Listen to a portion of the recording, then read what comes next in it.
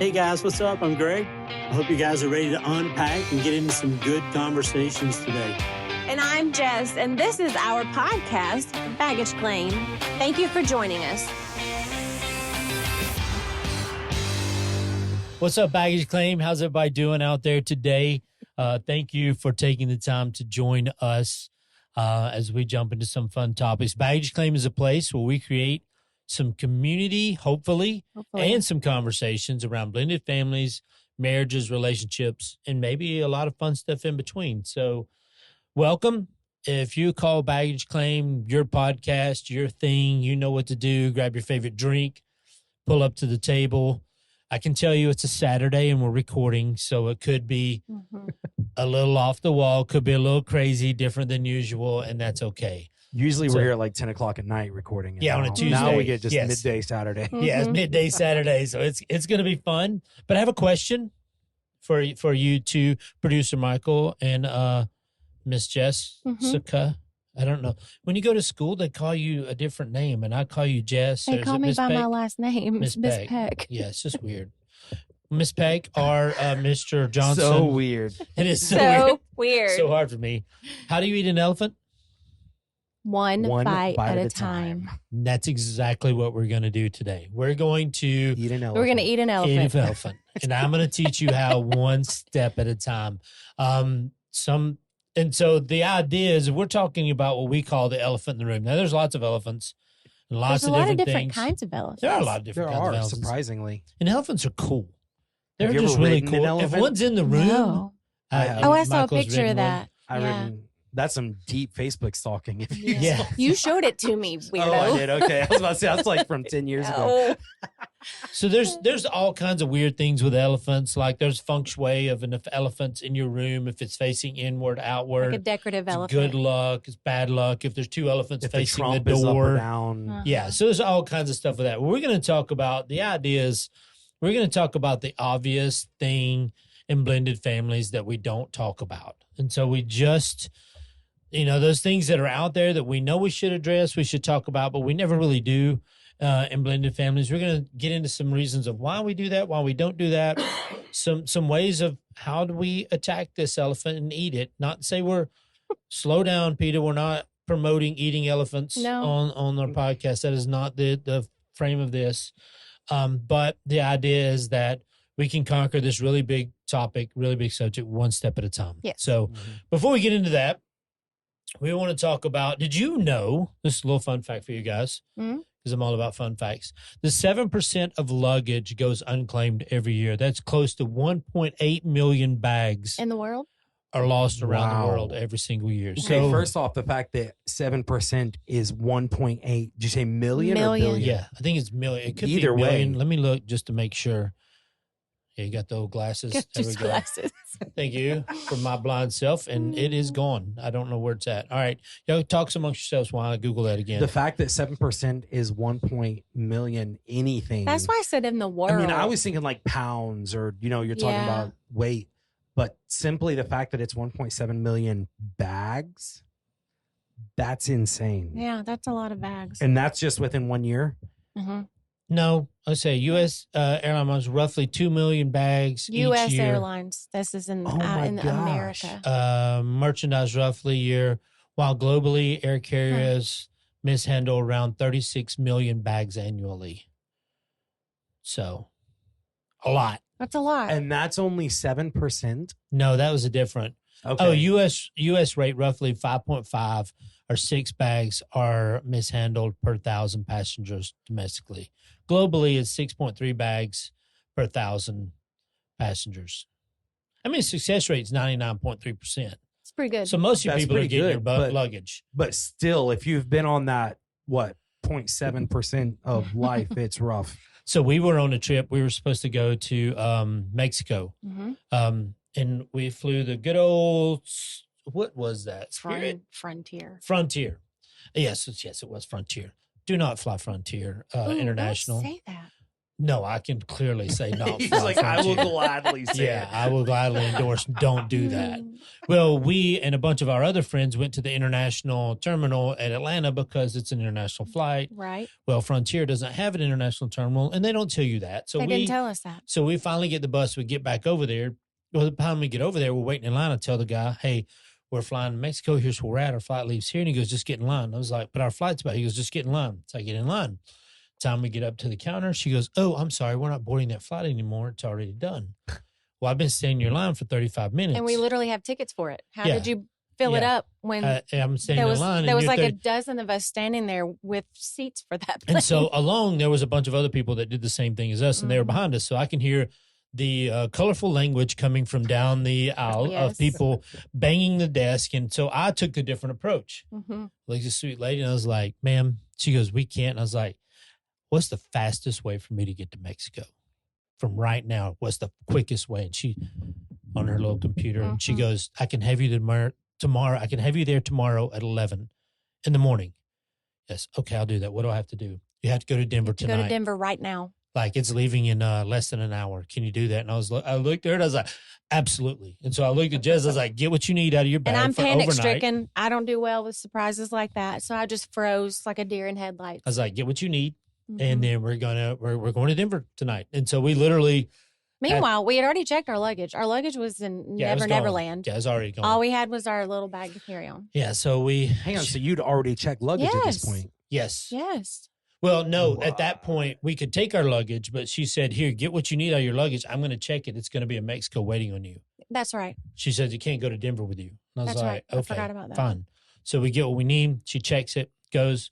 So I'm getting on the phone trying to figure out, hey, because we had a transfer from our airport to our place. I'm getting all that sorted out, and then I get on the World Wide Web. Thank goodness for internet. And I was like, if we're in Denver airport, where can we stay? And it's like, oh, there's several hotels that run shuttles from the airport to their hotel. There's no hotels at the Denver is airport. in the middle, It's in the of, middle nowhere. of nowhere. Literally in the middle of nowhere. It's like There's they nothing. went out in Yes. the middle of the desert and built that airport. Uh-huh. Yeah. Which is lots of conspiracies. I've never had behind to stay over the night at Denver.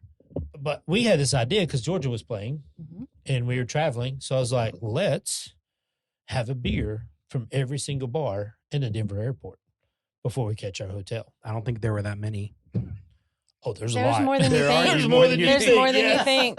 But we had an iPad and we Uh-huh. had the Georgia game on because thank goodness to YouTube TV because it goes wherever you do. And we're watching Yeah. the Georgia game. Mhm. We had crowds of people, which is crazy. There were Georgia fans at Denver Airport. Yeah, we made friends everywhere. We would cheering sit on, and stop. watching the game, and we turned it into a fun atmosphere. The problem was it was 30 degrees in Denver. We were dressed for Mexico. Yeah, I was going to the beach. So, Yeah.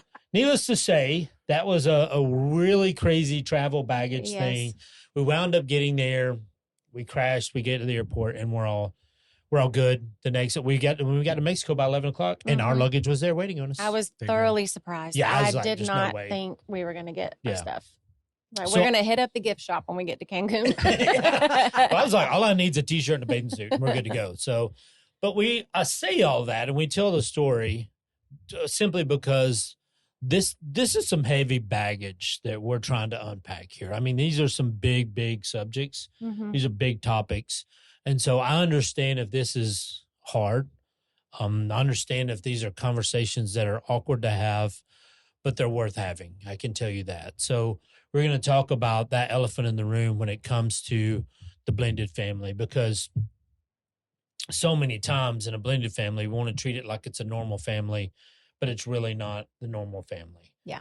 There's a big difference. I won't say big difference. There are distinct differences Yes. of what that is. And so the elephant for us is going to be so many blended families don't even like to address the fact that they're a blended family. Mhm. They just don't say that, which is, it's interesting to me. I get the idea. I know why you don't. It has a negative connotation to it. Yeah. But the crazy part is that it used to be this really weird outlier. If you're in a blended family, you were different from everybody else, but that's becoming the norm now. It is. There's a lot of blended family. You meet people all the time, Mhm. and come to find out, we're like, oh, they're blended family also. Cool, Mhm. that's awesome. Now, why did you never tell me that? Yeah, and you just don't Type know. thing, So yeah. we're going to address the topic of why do we not address that, and then what are the pitfalls for that? What are the well, what can happen because of that, but what are the goods of it? And because it may feel like we're talking out of two sides of our mouth today. Mm-hmm. I don't want it to be that way. I'm not trying to be hypocritical. I'm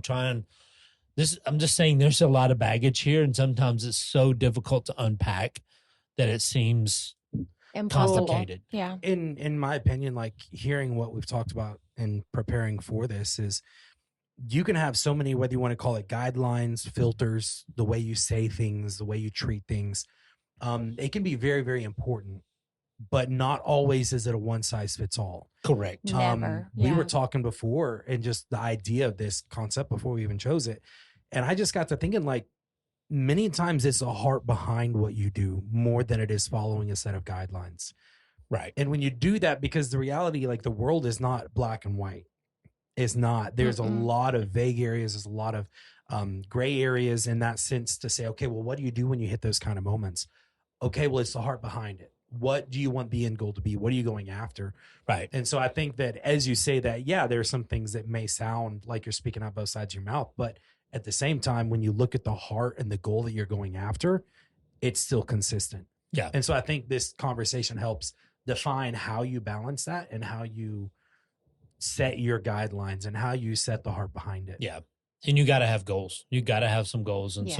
some things you're heading for with your blended family. Like you got to have those in your family. You got to have them in your family, period. Mhm. Whether you're blended or not, it's very important because if you don't have anything to aim at, what are you going to hit? What are you doing? Yeah. Yeah. What are you, Well, what are you what's the shooting for? saying? Like the Chinese proverbs is like if you're not aiming at the target, you'll miss it every time. Right. Yeah. So, I mean, it's one of those silly, simple kind of truths, but it's so real. Mm-hmm. So we want to talk about the normal family comparison. Like, do you have something you want to read for us, I Jess? do. It's a little bit deeper insight to when we were discussing this earlier. This is fundamentally a measurement problem. Most people don't grow up with a mental model for what a healthy blended family looks like. They grow up with a mental model of a first marriage, nuclear family, absorbed from their childhood, media, and culture. When a blended family doesn't match that model, like holidays split across households, or a kid who calls two people mom, or a step parent who isn't sure what authority they have, that gap gets read as a failure rather than a difference. And that misreading is what drives the hiding. Families aren't just avoiding a label, they're avoiding the discomfort of being measured against a standard that was never built for them. Mm.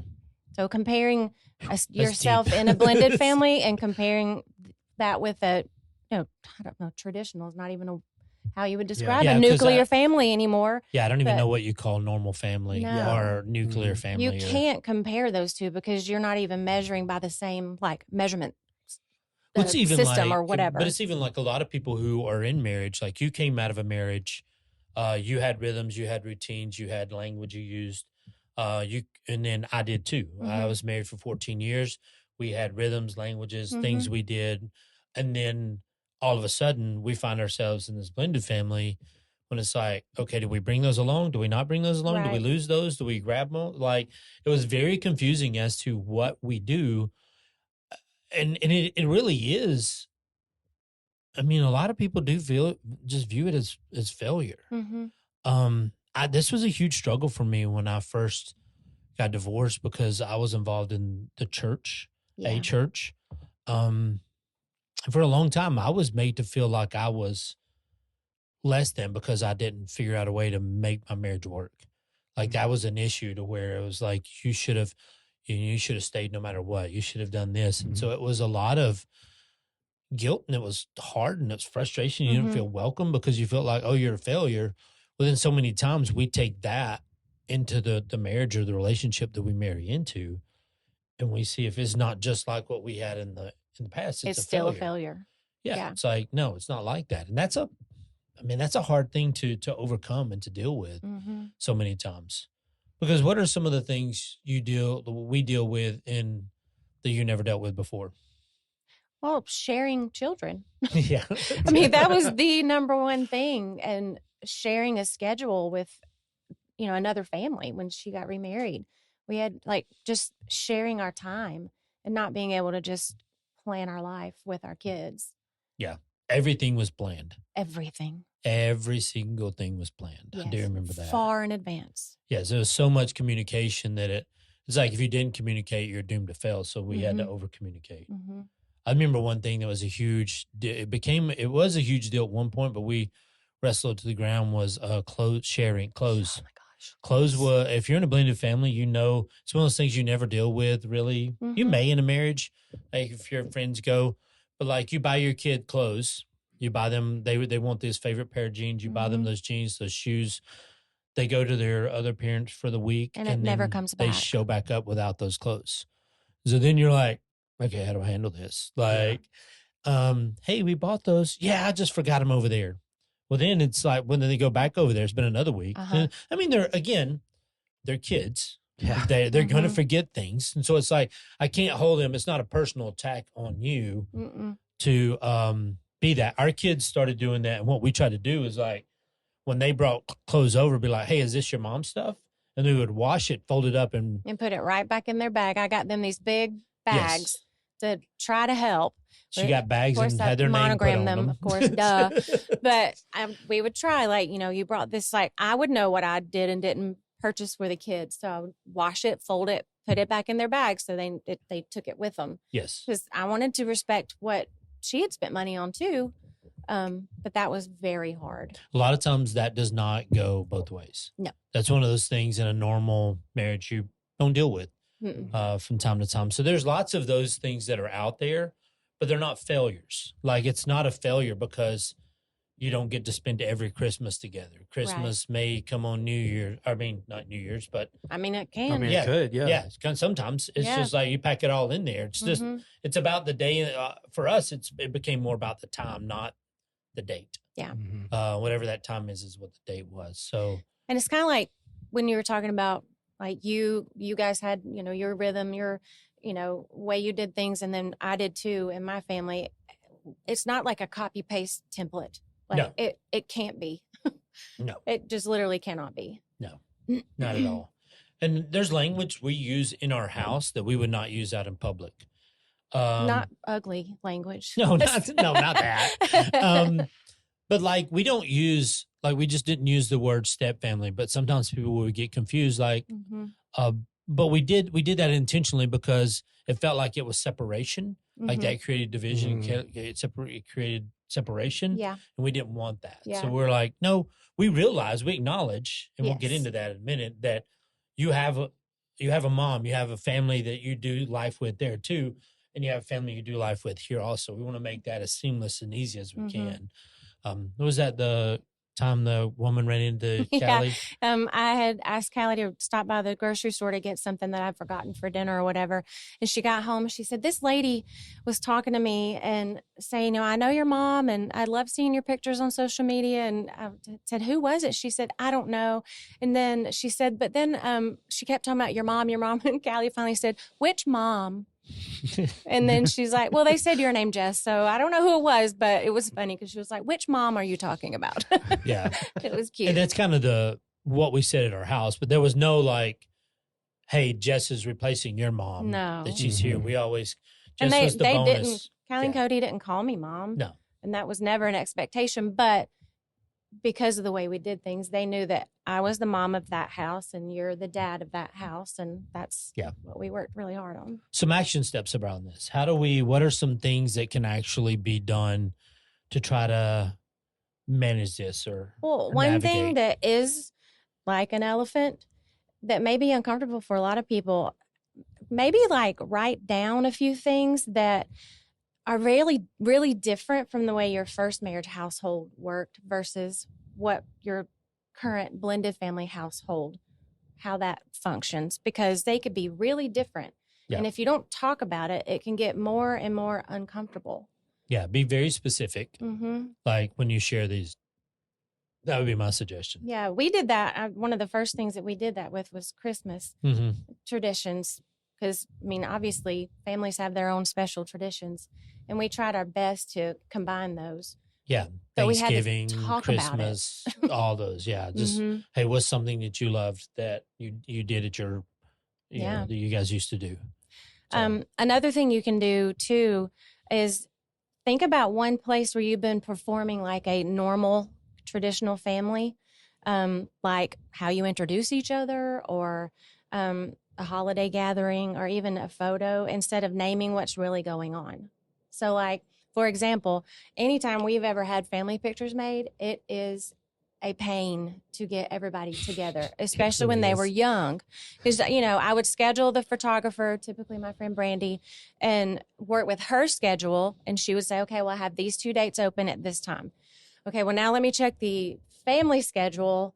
And so just because you see a beautiful family photo doesn't mean it was really easy to get there, because that's not the truth. No, because we had a Google calendar, shared family Google calendar that had when kids were there, when they weren't there, sporting events, all those things. So we knew trying to schedule around all of those when we had all of them and no one was playing a sport to take a picture. Yeah. It was crazy. Yeah. So for me to pretend like, oh, we just took a family picture like a normal family. No. Yeah, we didn't pick No, a we did not. Saturday and just go out. No, in we the did yard. not. Yeah. Yeah. So it was a very different. It was. So here's one thing that I feel like, do you have any more to add, or is that you think this is good? I think another big segment of this, the reason we don't address this a lot, because this is one of those topics we're really scared of or hard to navigate, but it's loving the new family without betraying the old family. Yes. Because so many times you go into it, as the couple, you're really excited and you're just like, oh my gosh, this is awesome. Because, you have this newfound love, and then the kids are like, wait, what? Yeah, they're very hesitant and be like, wait a minute. Can I still talk about my mom? Can we not? Can I talk about my parents? Can we talk about the fun stuff we did? All those things. Like, do you have a deeper insight too you'd like to? As a matter of fact, I do. Okay, go for it. This was a little bit longer, but it's really important to think about these things because this is where loss and loyalty collide. And it's often the most emotionally loaded point of the family, even though you don't really know that it's really happening. And this conversation really does, you need to give it some room. But every member of a blended family, adults, kids, all of you, we're carrying some version of a loss. Could be a marriage that ended, a family structure that didn't survive, the version of how things used to be that doesn't exist anymore, or a death of a parent. Researchers have used this term. It's a fancy term. Are you ready? Yes. Disenfranchised grief. Okay. Wow. Yes. It's a loss that's not socially recognized or given space to be mourned, because often when you acknowledge it, it feels inconvenient or threatening to the people that are in your life now. Wow. Yes. I have a little bit more. Okay. So in blended families, that sense of loss gets tangled with loyalty. A child who feels close to a step parent may unconsciously fear that closeness is a betrayal of their biological parent. An adult who still feels a pain without the old version of family may fear that feeling threatens the new marriage. Family systems, here's another fancy phrase. You ready? Yeah. Family systems theory calls this a loyalty bind. When caught between two relationships where honoring one feels like you're dishonoring the other. The bind itself isn't the problem. The problem is nobody says it out loud. So it just sits there quietly shaping your behavior even when you don't know it. Wow. Yeah. That is so true. Yeah. I would say this is the one thing blended families really suck at doing. Yes. We are really, really bad at this. I've seen it so many times. I've talked to couples who deal with this, usually because when the adults, there's frustration, there's anger. We've talked with couples who just like, I don't care what they do, I hate them. Yeah. And it's like, okay, you can't say that in front of the kids. Can't. Like, that's not helpful for anybody. No. But the adults do it all the time. Yes. They buy the kids whatever they want, whenever they want, because they feel like there's one fun parent, one non-fun parent. You can't talk about those things, what fun things you did, what fun things you didn't do. They always have fun over there. It's because your dad doesn't have to pay for anything. He doesn't ever have you. He blah, blah, blah, blah, blah. Your mom, I give your mom tons of money. She ought to be able to buy you whatever you want. Like, we make those statements. And so the kids read into those and they're like, okay, not sharing that. Right. Not going to talk about those things. And we allow those walls to be put up, which is so sad. We try to, this is really awkward. I think, I don't know who struggled with this more, if it was Cody or Callie. I don't think it was Callie. It may have been Cody. But we would ask them, they'd come on and be like, okay, tell me something fun you did with your mom this week. I didn't do anything. Yeah, that's not true. Tell me something fun you did. Like, what'd you do that you had fun with your mom with? Yeah. Like, tell me something you guys did that you enjoyed. They both went through phases where they did not want to talk about it. No, they felt like it was awkward. They was like, Mhm. can we do this? And I'm like, no, Mhm. I want to hear what's Yeah. going on. Yeah. Like, You're still my kid even when you're at that house, and I Yeah. still want you to have a fun life. yeah, you were there for, but did you go spend night at anybody's house? Did you do, because what happens is, say we had the kids and we dealt with this a lot. You have the kids for 7 days. You only have 7 days. So you get half their time automatically. That's it. Mm-hmm.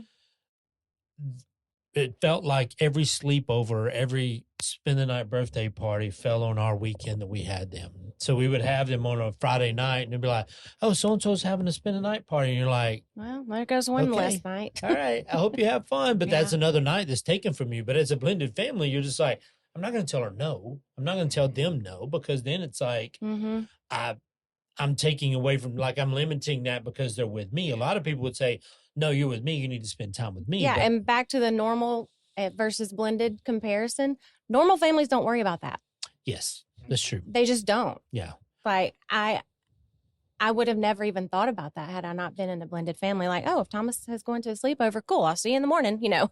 Yeah. But like you just said, in a blended family, it's actually a big deal. Yeah, those things are big deals. Yeah. And so being able to say, because there was frustration from time to time. I would be lying if I said there wasn't frustration. Mm-hmm. Well, we never voiced that in front of the kids. It was just No. Jess and I would go to, and I was like, are you kidding me? Like, do I need to call your friends and say, hey, you can only book sleepovers on these days? Do I need to text so-and-so's mom? I will.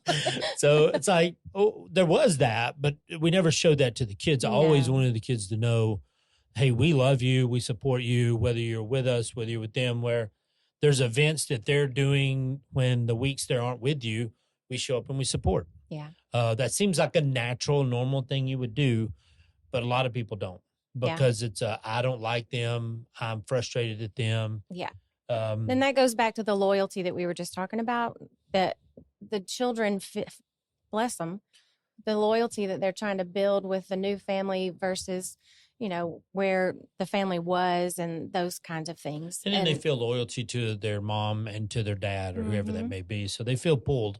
And so many And- times we take our own selfish crap and put on them. Yeah. And I feel like a lot of the time, children in a blended family feel like they can't love the step parent because it takes away, or maybe they feel like they're betraying their biological parent. Yeah. I feel like that's probably something that the kids of a blended family struggle with, and they don't know how to talk about it. Kind of, I feel like I want to say this, but I could catch a lot of crap for it. If you're offended as a blended family adult, if you're offended when the kid talks about how much fun they had and if they love a step family or step person, if that makes you angry or frustrated, that is a sign of your emotional maturity. Yeah. And that makes you not that mature. And I'm sorry if that frustrates you. I'm sorry if that pisses you off, but that's the truth. It Like, is. you should be a healthy adult and you should want the best for your kids. And why would you not want to have more people who love your kids in their life Mhm. than people who don't? Mhm. The fact they care for them and love on them, you would want them in. So if that's where you're at, I'm sorry, but I know. get healthy. And it's okay to talk about this with your kids too. And it's okay that they say out loud, I miss the way our family was. I miss our old family. But just It's because hard to they hear. say they miss their old family doesn't mean they can also love the new one. Right. I mean, it can be both. Well, the reality is it helped you identify where you come from. Mm-hmm. Like, it helped you identify things that Mm-hmm. were momentous to you, Yeah. things that were important to you. Well, up until that point in their lives, that's what made them who they were. Yeah. I'm telling you, if you're not addressing these issues in your blended family, they're there. I mean, they're there. Whether you, I mean, those issues are, those things are there. It's just whether it's going by Mhm. silently Right. or being where it's addressed. silently creating that separation and distraction, Mhm. or whether it's drawing you together. Well, here's something you can do to help with that. Okay, I love some action steps. Yes. Give them to me. So, and this is going to be uncomfortable if you're not emotionally mature enough to handle it, like you just said. Sit down together, the whole blended family, and have each family member, including the parents, step parents and the biological parent, name one thing they miss or feel a sense of loss about regarding how it used to be without anyone in the room trying to fix it or minimize it or redirect the conversation. Name one thing that you miss. And that, if you're not mature enough to handle it, that can hurt your feelings. Well, it's going to hurt your feelings. Yes. I can tell you that. And that's okay. Yeah. It's when you start acting like a child and you start making comments that say, if Mhm. hurt feelings are okay. Yeah. Because Yeah, for sometimes some the truth reason hurts. we live in a society that's like, oh, well, we shouldn't hurt feelings. Well, why not? Yeah. Yes, if it's the truth, Yeah. it's the truth. If it's Sorry. the truth, yeah. Yeah. Another thing that can be helpful, and it would really, I think, alleviate a lot of stress that you don't know you're putting on your children, is say out loud. You don't have to have permission to love the other step parent, because loving the step parent is not a betrayal. Like, you can love me, your stepmom, and still also love your mom. That doesn't mean like you're not allowed to love me, because missing the old family, like I said earlier, is not a rejection of the new one. Like, it's okay to love two people that have that role in your life. Because a lot of times those kids are just trying to figure that out. But you have to say it to them. It's okay. Yeah. Because they don't know. Like you said, they're just trying to figure it out. But say it to them. And sometimes this is harder if you blend your family and your kids are a little older. Yeah. Like if they're in their early preteens or they've had more time together, it's harder for them than it is for the younger. Like for our boys, our younger boys, it seemed easier than it was for Callie because she was a little older. She was a preteen. Yeah, so it's just different. She was at a different place emotionally, mentally, and so there are those things that are out there. So again, these are not silver bullets. These are not do this and you're going to win. This is a framework to help you just get in the right path. So that segues perfectly into our last one, which is basically avoidance is like kind of a misguided form of protection. Yeah. Like, in other words, we don't talk about it. We ignore it. We don't, oh, there's an elephant in the room. We don't see that. We're not going to talk about What that. elephant? What elephant? What? Yeah. I just ran into him. I don't know what you're talking about. So I just happen to have some deeper insight you do? into this. That's so I cool. do. Okay. Avoidance in a blended family. Excuse me, let me start over. Avoidance in blended families is rarely laziness. It's usually a protective strategy that made sense at some point and never got reevaluated. Naming the complexity out loud can feel like admitting the family is fragile, or that the parents made a wrong choice, or that things aren't as seamless as everyone had hoped. So families build unspoken rules to keep the peace, like don't mention the ex, don't ask about the other household, don't bring up how things used to be. In the short term, these rules reduce visible conflict. In the long term, they remove the family's ability to actually process anything. So the same tension resurfaces, usually at a worse moment like weddings, graduations, celebrations of any sort, with less warning and less skill to handle it. Amen. Hallelujah. And amen. I will tell you that tension and frustration will 1,000% come out. Yep. You just don't know when and where. Like, it will leak. And it doesn't matter how you treat it's coming out at some point or another. And that's avoiding talking about it really truly may feel like you're protecting like your own heart. You may feel like you're protecting the children, but you're not. There's been times, I remember times where we set the kids down. It may have been at a park. It may have been something else. And we're like, we don't know what we're doing. Like, I don't know what we're doing. This feels, sometimes this feels awkward. Sometimes this is hard. And the kids are shaking their head. Yeah, it is. And I'm like, because we would say like, this is our first time in a blended family too. We don't know what we're doing. So I need you to help me help you. So like, let's say that, like, can we figure this out together? And 14 years later, we still tell them, and they're all adults. We're like, we don't know what we're doing. We're just trying to do what feels like it would be a good idea. You what's so crazy. I tell you right now, the same complexities that were there when they were kids and we met, it's still there. Still have the same complexities right now.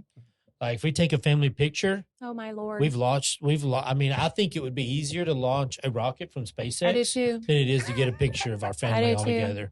Like but not only that, but how do we?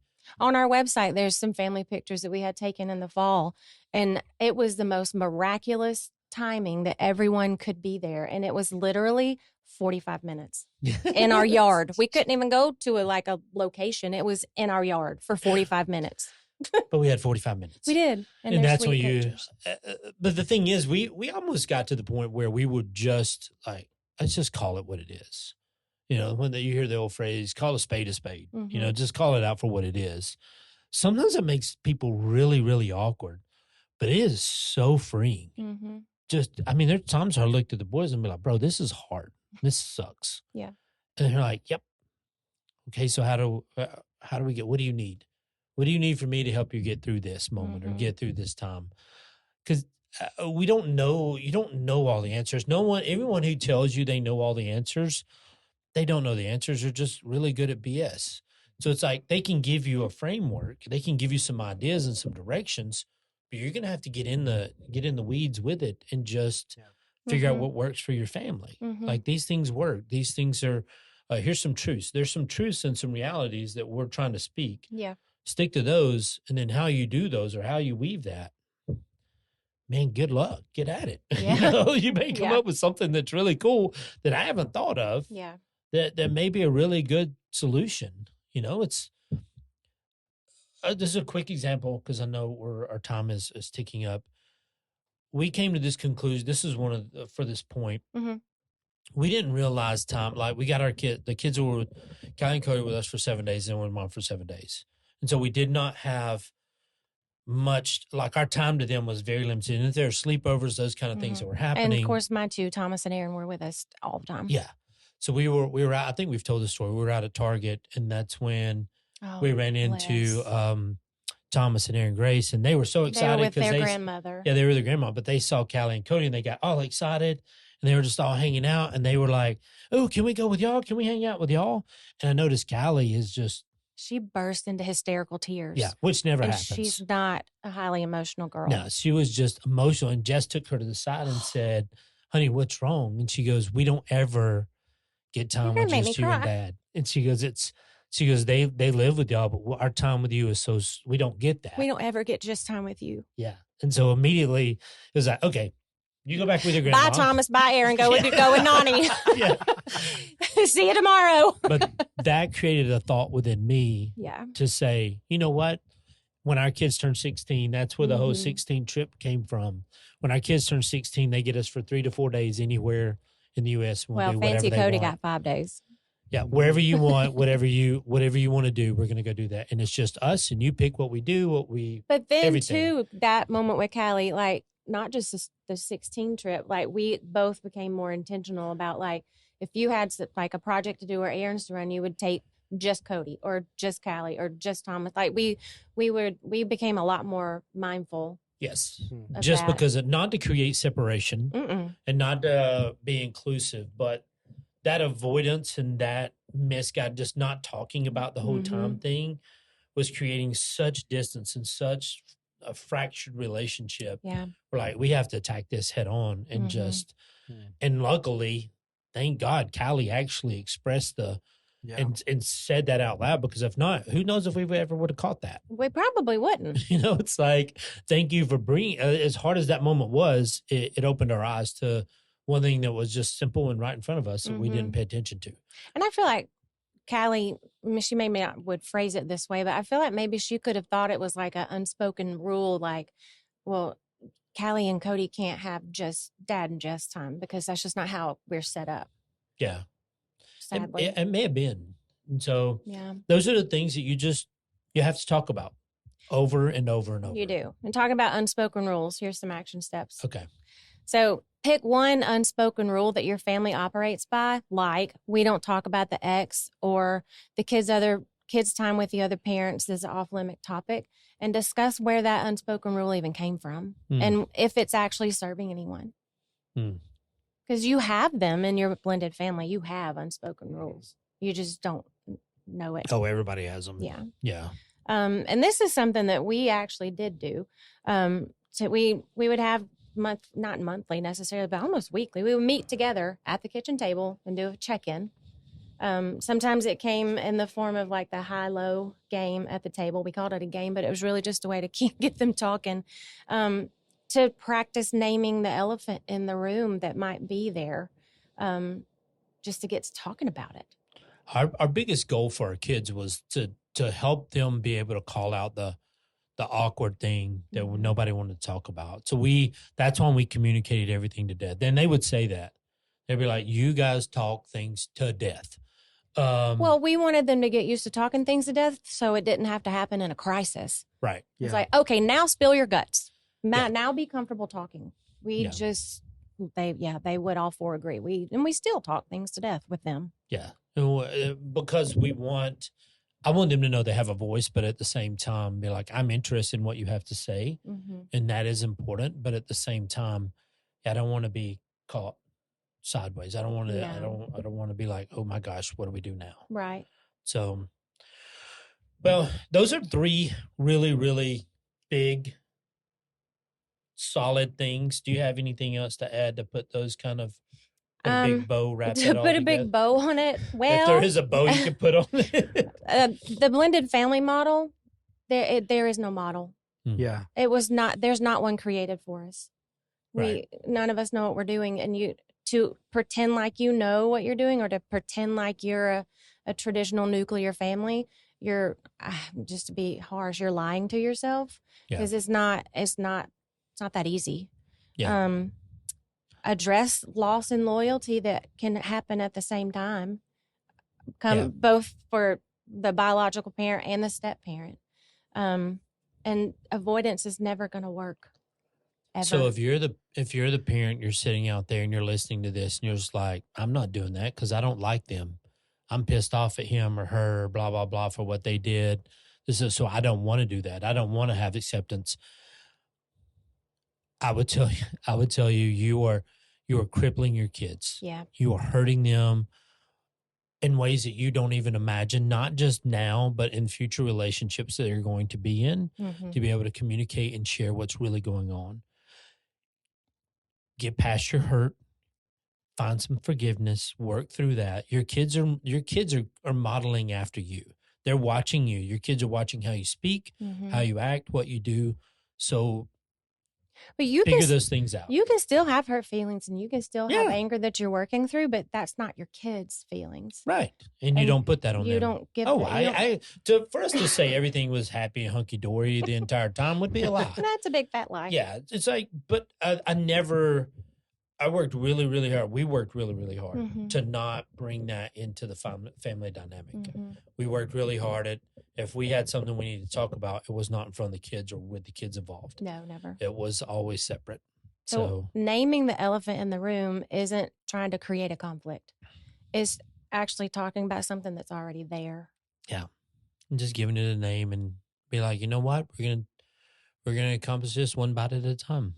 Not eating elephants, Peter, but it's the thing that's out there. Yeah. So, wow. Okay. Well, I hope this has been insightful. I hope it's been helpful. I hope maybe you've caught 1 or 2 really good insights out there. If you're looking at this going, great, that's a lot of info. You guys shared a lot in the 42 minutes. If you're still listening to us, thank you so much. High five. Yeah, man, cheers to you. Thank you so much. We're going to put some of these action steps and these points into a PDF format if you need those or want those. They'll be on our social medias. There'll be links to those so you can find those. I'm not sure. We're going to make it as easy as we can for you to find that stuff and download it. Unpacktogether.com. There's a free resource section. We'll probably try to put it there. Yeah. We'll put things up to try to help it make it as easy as we can for you to help navigate this. And you don't have to use Incredible. these like a checklist. It's a lot. Pick one. Yeah. Just don't go overboard. Like start small. Yeah. Pick 1, pick 2, and try those out. And then when you get your hands around that one, then do another one. Don't do too many at a time. You get overwhelmed. It's kind of crazy. So anything else to add? Take away? I think so. No? Yeah. Hey, thank you guys for listening. Make sure to visit our website, do the inventory. If you like, follow, share us, that helps us be able to keep doing what we do. Please do that. We're trying to reach and grow our audience. So thank you so much for being a part of it, and look forward to sitting with you again soon. Until then, we have 4 weeks until we officially get to say, go dogs. Oh.